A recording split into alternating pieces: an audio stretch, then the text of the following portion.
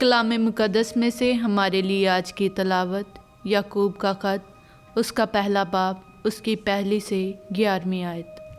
याकूब की जानिब से जो खुदा और खुदावंद यसु मसीह का बंदा है, उन 12 कबीलों के नाम जो परगंदा हैं, सलाम। आए मेरे भाइयों, जब तुम तरह तरह की आजमाइशों में पड़ो तो उसे कमाल खुशी समझो, ये जानकर के कि तुम्हारे ईमान की आजमाइश सब्र पैदा करती है, और सब्र को तकमील तक पहुँचने दो, ताकि तुम कामिल और पूरे हो जाओ और किसी बात में नाकिस ना रहो।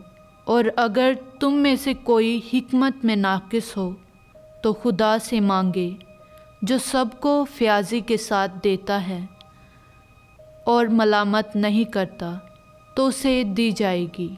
मगर ईमान के साथ मांगे और कुछ शक ना करें, क्योंकि शक करने वाला समंदर की लहर की मानित होता है, जो हवा से हिलाई और उछाली जाती है। ऐसा शख्स हरगिज़ गुमान ना करे कि खुदावंद से कुछ पाएगा।